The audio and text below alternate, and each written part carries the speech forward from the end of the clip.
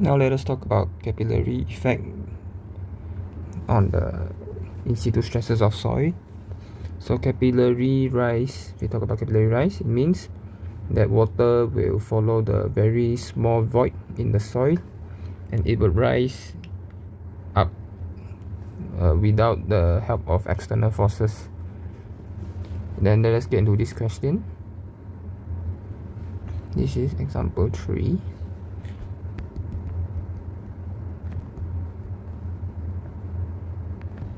So when dealing with these soil questions, we first need to find the unit weight of the soils. We got 3 types of soil. One is this normal sand soil, and then this one, the middle sand soil, since it has a different saturation, so we have different unit weight. And then the last one will be the saturated clay, which is under the water table. So first, the sand, it is above the water table and we can assume that it's dry. So we'll find the dry unit weight of sand with the equation of GS, unit weight of water, over 1 plus E. So GS is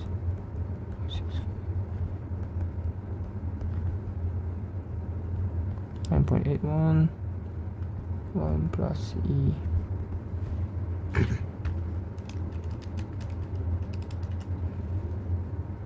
(17.331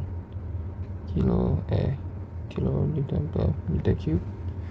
And then for the middle layer, it is not saturated because of the 50% degree of saturation.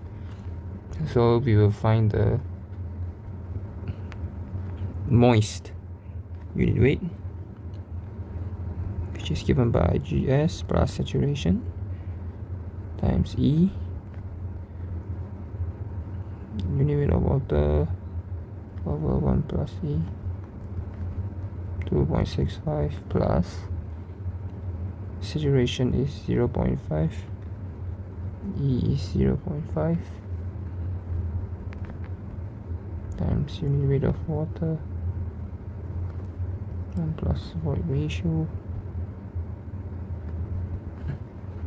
Sorry.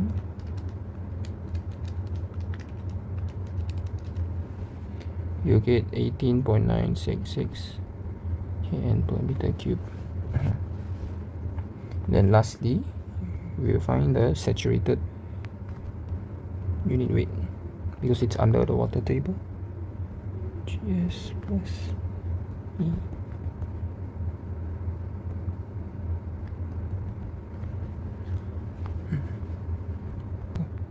So we have GS and then we don't have E, but we are given the moisture content. So with this, we can use another equation. E equals specific gravity times moisture content over saturation. Then since saturation is 1, we can just multiply the specific gravity and the moisture content.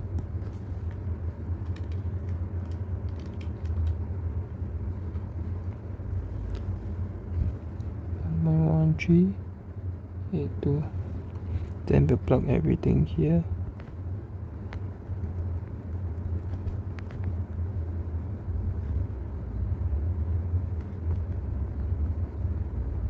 So remember, E can exceed 1. And then as a small revision, we can see that from dry to moist to saturation, the equation is similar. We just need to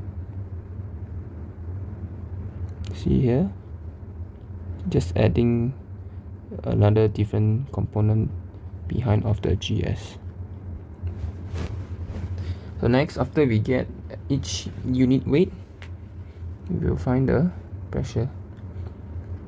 So at point A, since point A is the most top layer of soil, it will have no stress. So total stress 0, pore pressure 0, effective stress is also 0. at point B. Now this is where we need to pay attention. At point B, because at B we are on top of the capillary zone, and water will rise and eventually reach this reference line. So we need to consider B getting affected. So the total stress is same. We just take what is above of B, and we will have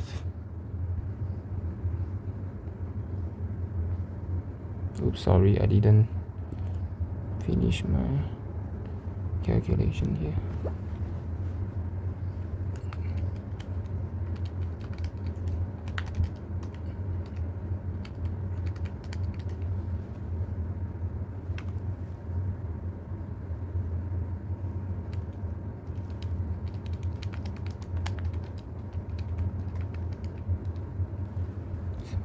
Six, five.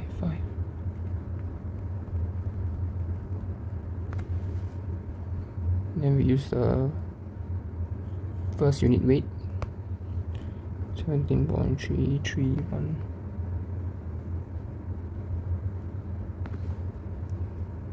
times the height,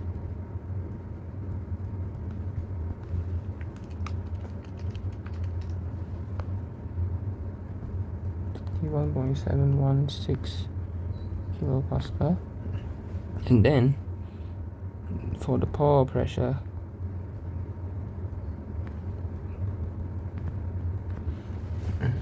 okay, so on top of B there's no water, so pore pressure should be 0. But as there is the capillary rise, water will reach the level of B. We need to minus the saturation. Saturation is 0.5, then the unit weight of water,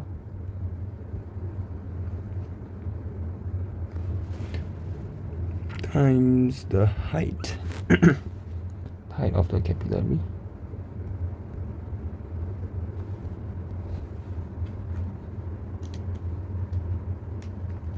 So if the capillary rise, the layer is saturation, then your S will be 4.464. Then for the effective stress, we will just find by this total stress minus the pore pressure.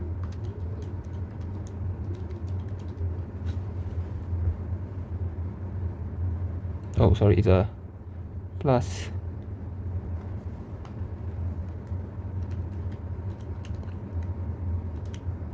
I should rewrite this minus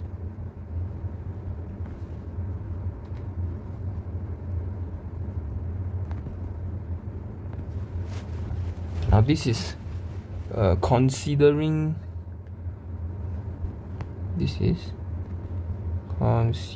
the capillary effect.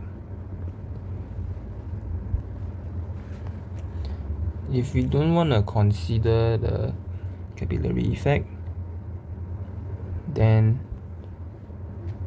if we don't consider, then your total stress will be the same.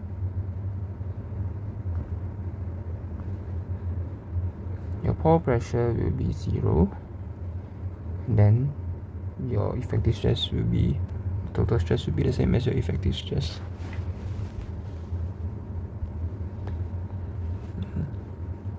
And then we are going at point C.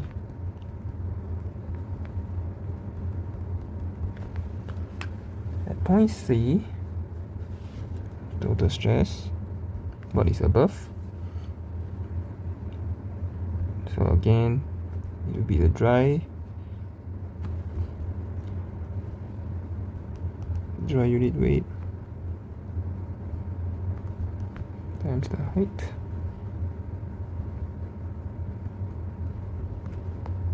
plus the moist unit weight. The moist unit weight would be 15.166.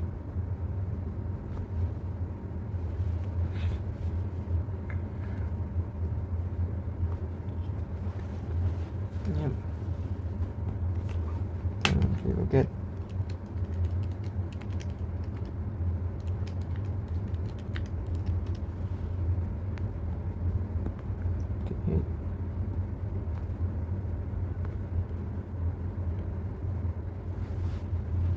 okay. Then for the pore pressure, this is also an important one. So technically we assume that there is no pore pressure above the water table because it's not saturated, so we assume it to be 0.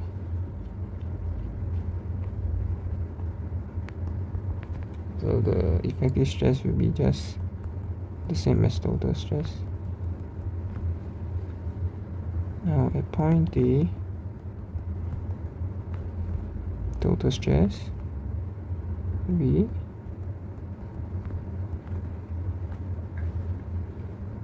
we will add in the saturated unit weight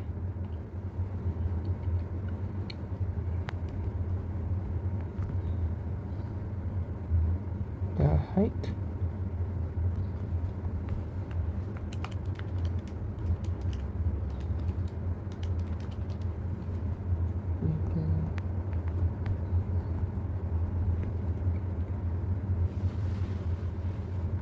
then the pore pressure. Now that we are under the water table, we will have pore pressure. So unit weight of water times the depth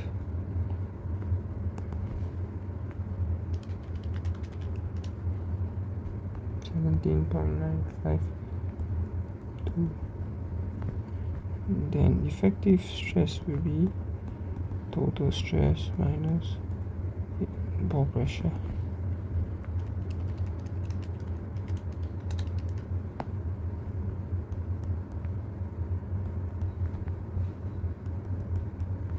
And we are done. So for notes, we need to identify capillary zone, and then for the top layer of the zone, we will consider capillary rise. Right, so at B, we have considered this member. This is saturation times unit weight of water times the height of the zone. And on top of the capillary zone, there was no pore pressure, only until we consider the capillary effect that we have some pore pressure and it's negative. And at the bottom of the zone,